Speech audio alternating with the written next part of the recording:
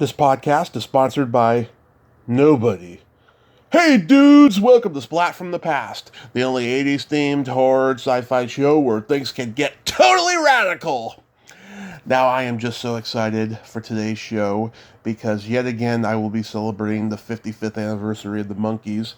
I will be talking to Coco Dolenz, the sister of Micky Dolenz. She is currently on tour with the Monkees on their farewell tour. And she's so graciously going to call me from her hotel in Missouri. Coco, she's, been, how should I say this? Coexisting with her brother for many, many years in the world of entertainment. She was on Circus Boy with him as a child. She got to be on the Monkees with him. She went on tour with Micky and Davey when they decided to become a duo for a while. And I've also found out some interesting facts about her that I really want to ask about. She attended Foothill College, pretty close to my hometown in San Mateo County. And she also did ADR work on The Exorcist. I cannot wait for her to call. This is going to be a great conversation. She also wrote for Tiger Beat magazine, which hopefully soon I'll be getting Ann Moses on here to talk about Tiger Beat. And she's had this a pretty amazing career. And the Monkees are going to be no more, in the future. The Monkees have just had huge impact on so many people's lives, including my own. And I'm glad I get to be a part of the last run here by interviewing Coco and, of course, Fred Velez and, of course, Valerie Kyries, last year. It's just pretty phenomenal. They've been a huge part of my life forever. So, here is my interview with Coco Dolenz. This is such a great honor, I'll tell you, because I've been a Monkees fan since I was 4, and I thank you so much for taking the time today. Of course. My pleasure. So, going back in time, you of course come from a show business family. Your brother's Micky Dolenz, your dad was George Dolenz, and your mother was Janelle Johnson. What age did you start gravitating towards acting and music? I don't know about acting, but music, I think, just from day one. I mean, as kids and as our family, we all sang, Yeah. My mother, when we were on car trips or something, we would sing and do harmonizing and all this. And I think it was just it was just in our blood, Tommy, Yeah. Did a little bit of acting when I was younger on my dad's show, The Count of Monte Cristo, and on Micky's, The Circus Boy, but it wasn't really my druthers, Yeah. Did musical comedy and stuff like that in theater. That was much more fun later on, but I just always sang. It was kind of like, that's just what we do. Yeah, did you sing in the school church? Or the church, rather? Choir, yeah, choirs. Yeah. And then choirs through religious science churches. And, like that, basically. I think choirs are a great place to learn music, first of all, and just get the experience of singing. When people ask me, what should I do if I want to sing? Go sing. Wherever you can, Yeah. Did you take any singing lessons? Not really. That's good. Just, like I said, it was just kind of like second nature, we just did this. I did go to a singing teacher once. God, I must have still been a teenager or something. And it wasn't the best experience because she was trying to make a soprano out of me and be aware of so many things that I just got confused. Did learn some good breathing stuff because singing to me it's all about breathing. Right. It's and knowing where to place it. And for instance, last couple of weeks, a little under the weather on tour and needed to sing some stuff that my body was going, no, you're not. And you you just sing through it because of the training and the placement. You know where to put it in your throat and in your with your breath and stuff, so that you can still control it and do what you got to do. Right. So I learned. I think it was more breathing techniques, which I think are really important for singing. Yeah, I think people who take singing lessons, they're kind of robbed of their talent in a way, because a person is aiding them to sing, but when it comes naturally, just like, an actor who doesn't take an acting class, if everything's Yeah. like natural, if you have natural talent, you'll do just fine. Well, yeah, maybe, but I think also that the technique, like I said, you can have all the, the raw natural talent you have, but it's like anything, you have to hone it, Mm-hmm. And I was giving singing lessons a couple of years ago to this little girl, or whatever, and she so wanted to just be, like the little girls on, America's Idol, or something. Yeah. And she had the chops, but she didn't know what she was doing with it. She'd say, "Oh, I want to sing like, yeah,"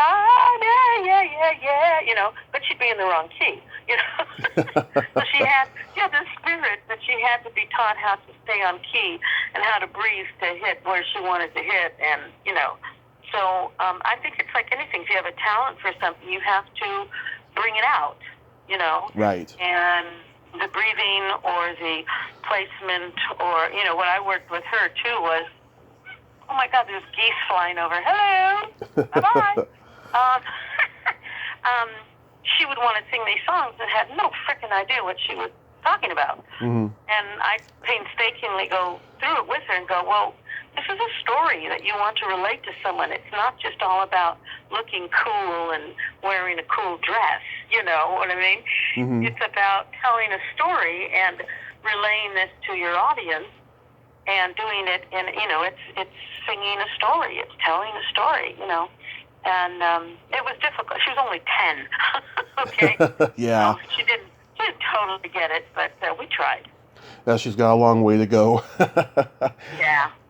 So, Yeah. last Friday was the 55th anniversary of Last Train to Clarksville hitting #1. So when the whole Monkees phenomenon took off in 1966, you were probably in high school, right? Yeah. Like, your brother had success with Circus Boy, but this was a whole new ball of wax. Like, how insane did things get, and how were you affected by it? Well, at the onset, it was just, oh, he's got another show, yay. Yeah. Because we had moved up to, the San Jose area, Los Gatos, and it was like, oh, great, he's got another show, and it's cool. And, of course, had no idea what it was going to turn into, of course. It affected us, I think, in those early days, because we were living up there. I was still in high school, and, of course, all of a sudden, friends come out of the woodwork. Mm-hmm. Which I've had a little bit of that growing up, too, because I think that might be with any, young girl that's got an older brother. It's like, oh, I like your brother, Yeah. And they're not really my friends. They're just trying to be his friend, Right. But that's kind of normal, And I think when we first moved up there, there would be people swarming the the property, trying to look in the windows and stuff, which was kind of weird. We'd never experienced that before, Yeah. And we, I think, all were taking it like, wow, this is crazy. What's going on, Yeah. And then you just kind of get used to it. Plus, I lived up there, Tommy, up in Los Gatos. Yeah. And it was all happening down in L.A., so I'd come down every so often and sit in on sessions and sing or hang out or something. But, again, I was a teenager living up north, so I wasn't in the day-to-day throes of it down here. In LA, I should say. We're in Missouri right now. Right. Where am I? What day is it? I don't know. But you got to be in some episodes of the show, right? I think no, not really. I did one voiceover. Oh, okay. I was on the set one day when they were doing one. I can't remember the name of the episode, but it was some girl that her uncle was trying to kill her off before midnight. Oh, right. And something, I can't remember what it was called. And Jim Frawley pulled me aside and said, here, sit in this chair and say this. At the tone, something like, at the tone, the time will be 12 midnight. And that was the voice of the operator, so that she was still alive and everything was fine. And they did a romp scene, and there you go. But I wasn't in any of the shows, no. Okay. Do you have any favorite episodes? Oh, wow.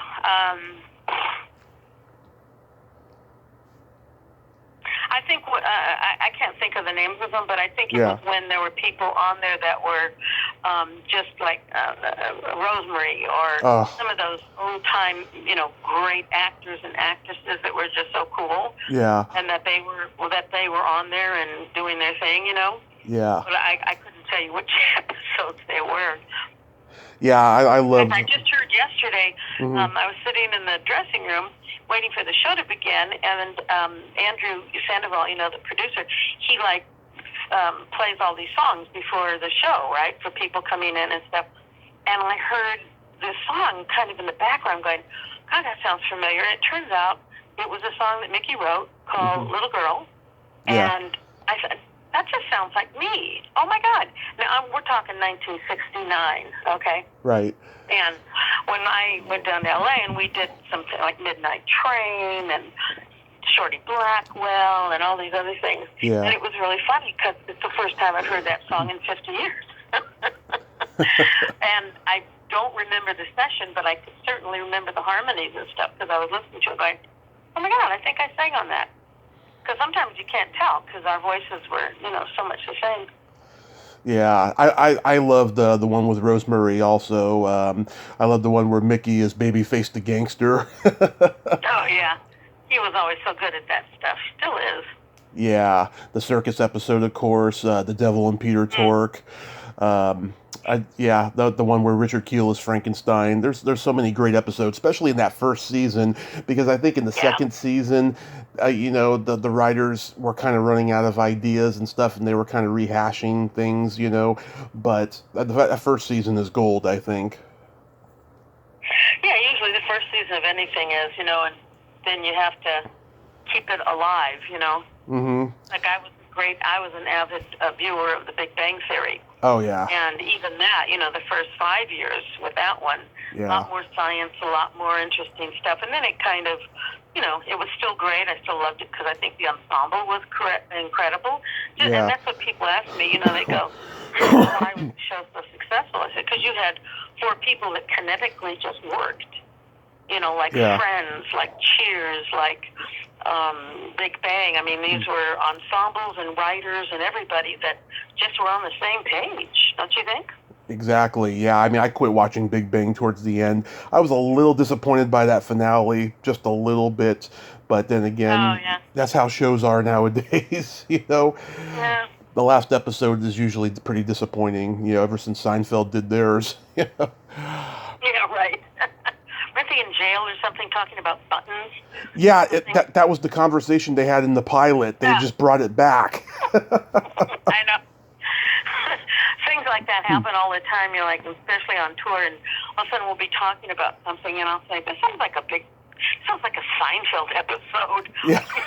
Because it's just nothing. About nothing. Exactly. Did they ask you to be in the movie Head?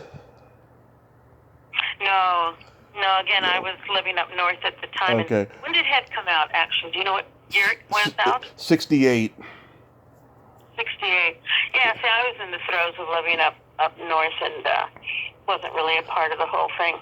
But did you see it and go, oh my God, what did you guys do? Well, I knew the backstory, that Nicholson had written it, and it was kind of like, that Bob and Bird had walked away from the project, basically, and just said, you guys are on your own. And I think it was kind of a swan song, it was trying to, end the whole thing cinematically. So I understood that. I still don't like watching my brother jump off the bridge. Yeah. Still bothers me. But we do Porpoise Song in the show. Yeah. We do it very scaled back. So it really is a great song and very impactful. Very, yes. Your brother blows up a Coca-Cola machine in the desert, and they're all dandruff in Victor Mature's hair. Yeah, it was it was the 60s, Yeah. And Jack Nicholson and Bob Ray, I mean, come on. What you expect, right? Yeah, absolutely. Did you ever get to see Jimi Hendrix open for them? No, never did. Had heard about it, of course, and thought, well, I saw him at the Monterey Pop Festival, which Mickey always talks about. That's how he found him, basically I'm like, oh, this guy's really cool. Let's ask him to open for us. And at the time, they thought, oh, yeah, great idea. And, of course, the audiences were a little different for Hendrix than they were for the Monkees. So it obviously didn't last. But they left very good friends, and it was like, it's just not working. That's okay. But no, I saw a lot of great people, but I was living up in the San Francisco Bay Area at the time, so I'd go to the Fillmore and the Winterland and all those places and see all those 60s guys, up there. Which was very exciting. It's 66. My dad went to the Cow Palace to see the Rolling Stones, and Neil Diamond got booed off the stage. Oh, my God. Well, sure. I mean, Neil Diamond and the Stones, I mean, come on. Yeah. It's a whole different thing. But Jefferson Airplane, they, rocked the house, though, that night. Oh, yeah. I saw them a couple of times up there. So I like to do White Rabbit, because I remember seeing them at the Monterey Pop Festival. They were just becoming kind of famous. And Micky, in his solo show, I don't know if you've ever seen his solo show, but he does a nod to Hendrix. It's like... Right. He opened for us, and everybody goes, whoa, really? Of course, most people know that now. And so I do White Rabbit because I had seen the Airplane. It was the same genre, the same year. And we try to do that in his solo show, kind of keep it thematic. Mm-hmm. We're not just covering songs just to cover them. We're kind of going through a walk through time and through history, Right. Yeah, I've seen clips of his solo show on YouTube. Yeah, not the best sound, but, it's what it is. So, when did you start writing articles for Tiger Beat magazine? Oh, God, that was, during the heyday. Yeah. And Moses asked me to, and then I kind of ran out of stuff to say and really didn't know what to say. So I did it for a couple of weeks. Did I scare you? I'm sorry. I just scared someone. So I think I did it for a couple of not episodes, what are they called? Magazines. Magazine, it's not episodes, it's a series, no. It's a couple of, God, I don't know. Anyway, for a little bit, and then it was kind of like, his life was so under scrutiny anyway. Everybody kind of knew everything, so it's like, what am I going to say, Yeah, I just reached out to Ann Moses. Hopefully I'm going to talk to her soon. Oh, cool. She was a nice lady. I remember she came up to San Jose and Los Gatos and did an interview with me up there in the house, and nice lady. She's cool. I see her every so often. Yeah, she's got a memoir out. I haven't read it yet, but I heard it's good. Oh, yeah. She was in the thick of it. Yeah. So, according to my research, and I was really excited to find this out, you did some ADR work for The Exorcist. Yes, I did. Yes. How did all of that happen? Well, a friend of mine was working with Tadeo at the time, the company that does all that, and said they needed some people, and we were all friends, and he gathered up a bunch of us that were all friends, and said, come in, here's what you're going to do. So one of them that I remember in particular, they put us out in the back of Tadeo in a big parking lot, and said, okay, you're playing tennis. And, just pretend like, and they put a mic in the middle of the parking lot there and put us on both sides and said, okay, just pretend you're playing tennis. So we're like, okay, my serve, love, oh my God, I missed it. And, all that stuff. And so that was one of the things that we did. And you can actually hear me laughing when the two priests are walking through the school or whatever it was. Right. We're walking along talking. And you can hear us in the background going, oh, okay, that's my turn. And then we did some of the, sound effects of when she comes downstairs and pees on the carpet, I think. Yeah. Oh, my goodness. Did you see that? Oh, dear. And it was pretty, it was interesting because in the studio where they do all this, they just kind of show the black and white, screen of what's going on, and they tell you, what to say and everything. But on the floor, it was the first time I'd ever been in a sound theater like that.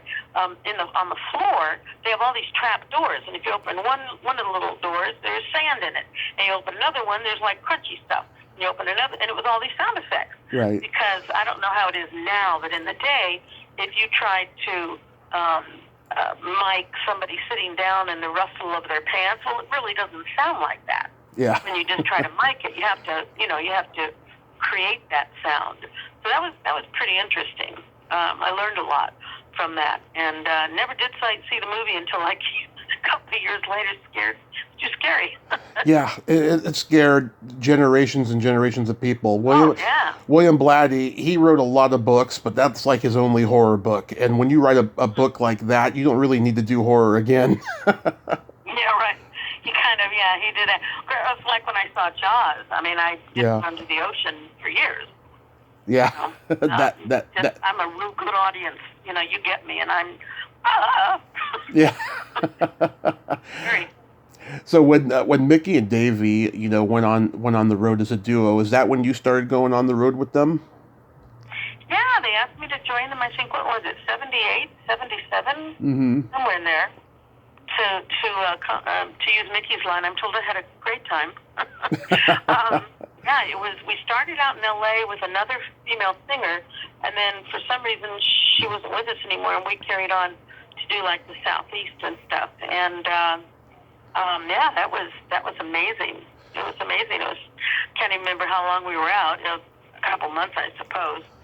And from there, Micky and Davey went on and did some other stuff, and I went up north and got married and had a bunch of kids. But when you started going on the road with them, was that how you started forming your musical identity with the jazz standards and all of that? No, not really, because I was just doing monkey stuff. Oh, okay. We were doing monkey songs, and my own personal taste was jazz and blues and musicals and stuff like that. But I was always doing that kind of like in the background. And also, when I moved up north, I did a lot of singing at my stepdad's church, a religious science church. They call them Centers for Spiritual Living now. Mm-hmm. So I would do these songs and open for Wayne Dyer and open for, all these speakers and stuff. And that's my real big love, was singing songs at these kind of gatherings, I guess. Mm-hmm. That were songs that were meaningful and touched people's hearts and spoke to their inner self and, that kind of stuff, which I still like to do. And a lot of that stuff that's on my CDs that I've made, a lot of the songs kind of go that way as well. And they can be jazz, and they can be, musical theater and this and that, but as long as it has some kind of great story, uplifting story, I really like those things. Were you, before you started your family, were you always setting out to record your own albums and go on solo tours? No, not really. It was kind of, never really had the ambition. That's why I kind of just, I did gatherings, I did seminars, I did churches, places like that for quite a while. Then had kids, and so that kind of puts a stop on it. Did some theater, and that was kind of fun. But never really had the big ambition like one has to have to be able to really do it, do it in a big sense. Yeah. It's brutal. I'll tell you, after being on the road since September, of course I'm older now, this is why younger people do it, and why the older people can do it, because we take care of ourselves, because it's not for, it's like they say, growing old isn't for weenies, it's grueling, and it takes a lot out of you. Micky always says we do the shows for free and they pay us to travel. Yeah. Because it's from one bus to the thing overnight and to a hotel and then a plane ride, and it takes it out of you. Yeah. You're doing okay. That's good. You were cut from the Gong Show, right? I was on one of the episodes. Yeah. And then they called me back, and I did another one, and then they cut that one out. Mm-hmm. The whole thing was kind of rigged. It was kind of weird. And I think also that Chuck, whatever his face, who was an interesting fellow, I had already done some stuff, so I think he kind of thought I was like, what the hell are you doing here? You're already famous. And I wasn't. I was trying to just make a name for myself, Yeah. And, so he, I think, saw it a little differently, and I did well on it, but it was just one of those silly things I did, and... But you had too much... It was an interesting show. you had too much talent and they didn't want you there. Is pretty much what happened, right? I think that's what it is. They were going, wait a minute, this is for silly people, and they, they really wanted stuff that they could gong, and I was, quasi-professional. So I wish they had told me that in the first place. They should have said, this isn't, a venue for you. But they let me go through it anyway, and then, yeah, it was kind of weird. Yeah. Oh well, showbiz. Yeah. So this tour, as you said, it's been great, but sadly without Davey and Peter. What's the energy like when you go out there? Oh, it's phenomenal. Mm-hmm. It's unbelievably phenomenal. The energy, no matter if it was Peter and Mike and Mickey, or Mickey and Peter and Mickey and Dave, it's always just unfreaking believable. The energy and the audience participation and the singing along and the full audiences. I mean, people are just, they're there. They're with us. Because they've been there, some of them since they were kids. And then they introduce their kids to it. And we've got everything from, 70, 80-year-olds to, 5-year-olds. Mm-hmm. Did you ever think and this? They're all having a good time. Did you ever think this tour would actually happen? With COVID going on in the last year. Well, we were certainly wondering because it was scheduled for 2019, which we did most of it, and then Mike got sick, so we had to cancel a couple of dates, and then we tried to pick him up in 2000, and we kept on thinking, oh, we'll buy April, oh, we'll buy, September, oh, we'll buy, and I think they kept on trying to rebook them, but of course it just didn't open up, and I just knew it would happen at one point. You just kind of hide and watch. He said, well, it's either going to happen or not, and we'll be there when it is. And this business, and plus everything that's been going on in the country, nothing's for sure. Right. Just kind of take it one day at a time. What are your favorite songs from the Monkees to do? The ones that we're doing in the show now, you mean? Yeah. Always love doing Papa Jean. Yep. Papa Jean's Blues. God, I'm drawing a blank now. As We Go Along. Mm-hmm. From Zed. Porpoise Song, of course. It's lovely. And, the standards. Sweet Young Thing. One of my songs. Love it. Love. Anthony's Municipal Court. Love. God, there's just so many of them, Tommy. It just, they're all just really a joy to sing. I mean, even Clarksville, which we've sung how many frickin' times, Yeah. It's still, you see people just smiling and singing along, and it just, the energy is just unbelievable. Yeah. Gratifying. For Pete's Sake is my favorite Monkees song ever. Oh. To me, it's the quintessential Monkees anthem, and I call it "In This Generation" because that's what he says, in the chorus there. Yeah. I'm glad that you guys are still doing that song. Absolutely, I love that one too. Yeah, like I said, I like them all for different reasons, but yeah, Pete's song is certainly a special part in our hearts. Yeah, and the Headquarters is my favorite album from the Monkees because that was the first one that they actually played instruments on, right?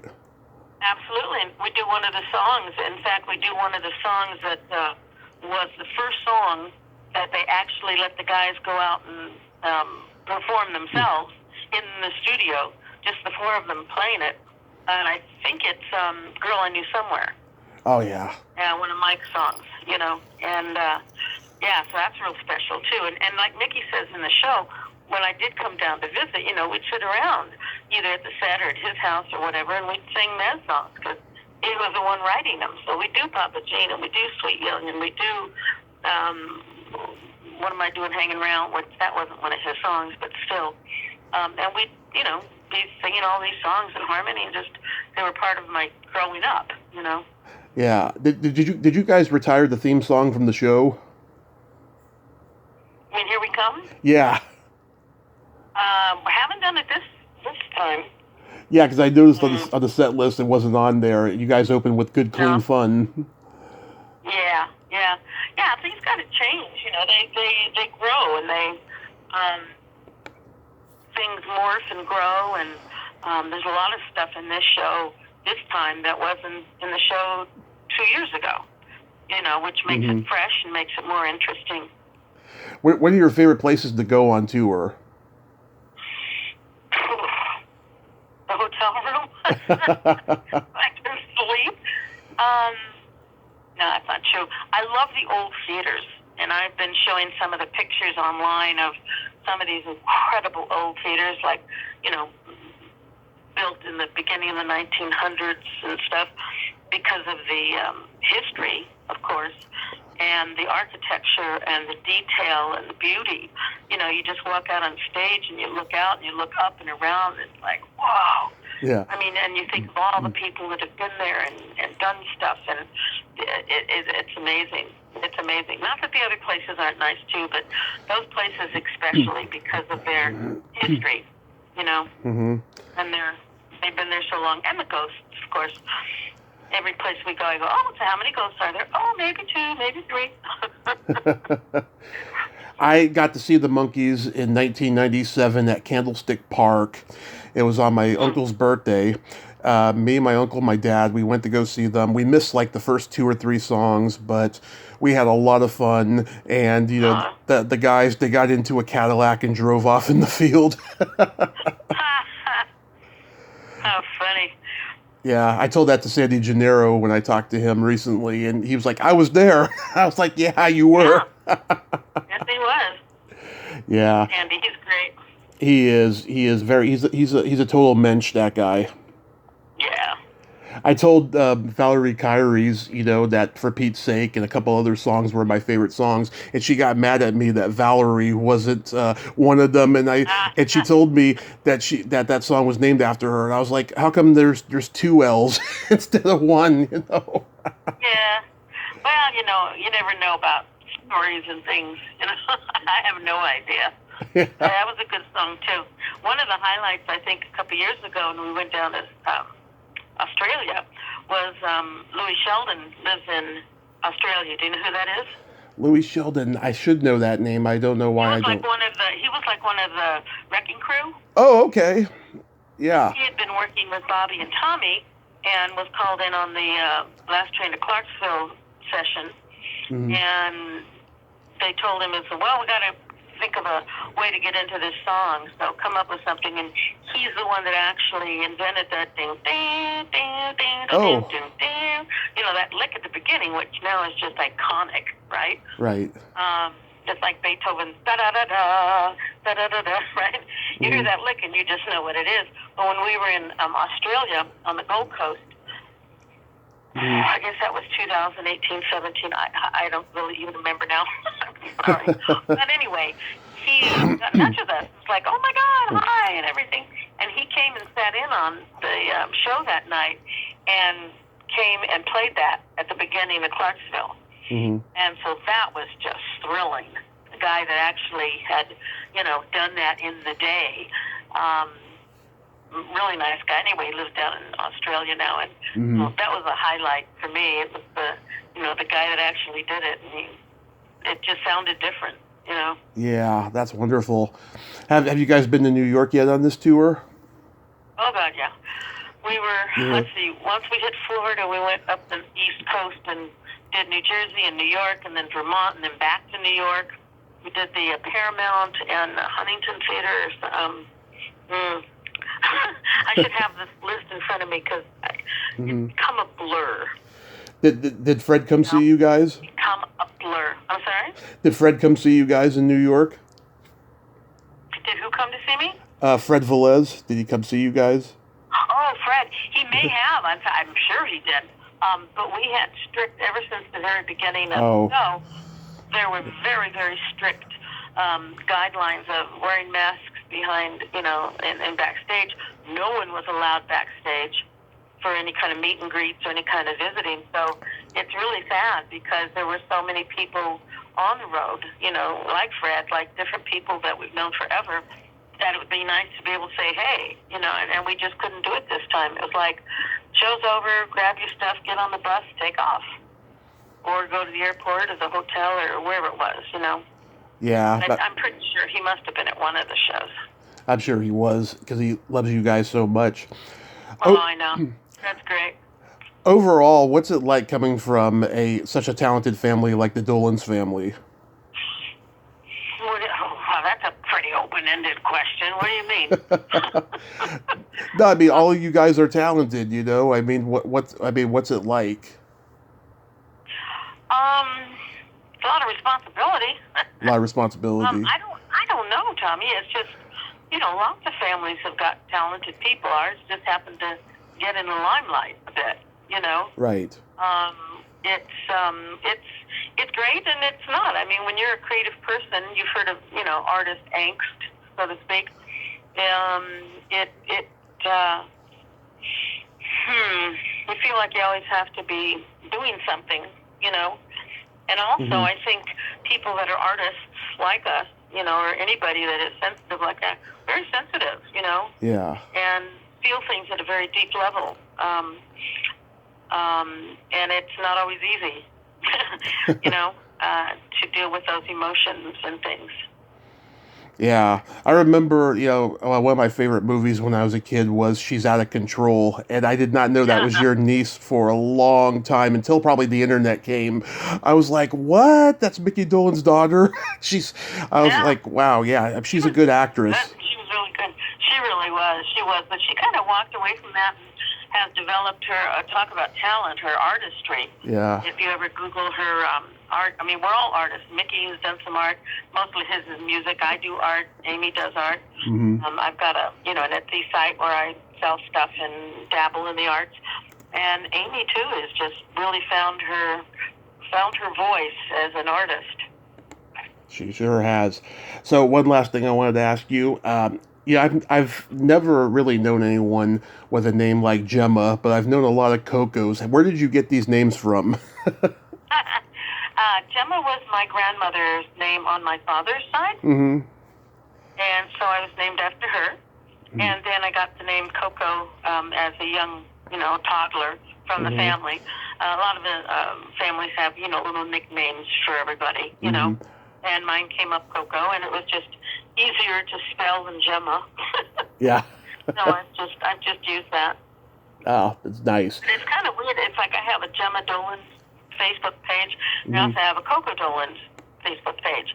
And the Coco Dolenz one I pretty much just use for, telling about the artwork I'm doing or the singing or where I'm going to perform or my CDs or, that kind of thing.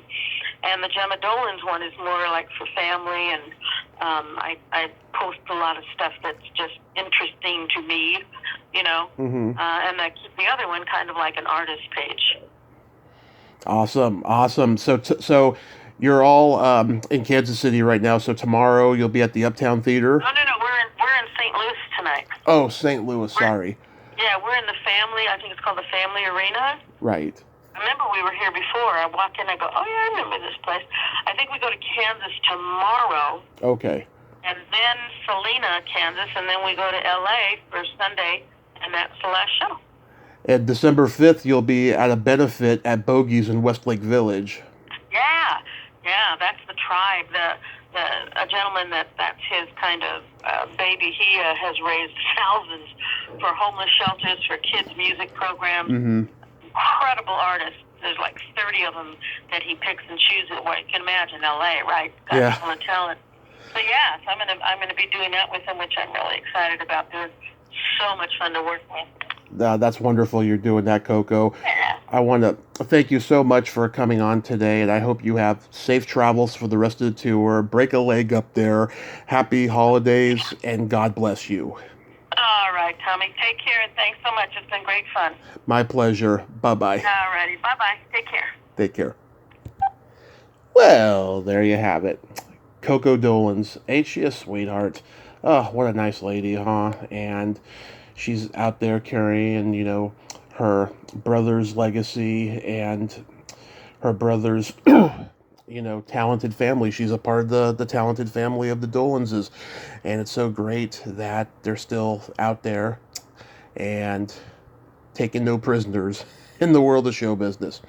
Well, until next time, this is Tommy Throwback Kovac saying there's no shame in living in the past because the present sucks. Later, dudes. Hey, hey, we're the Monkees!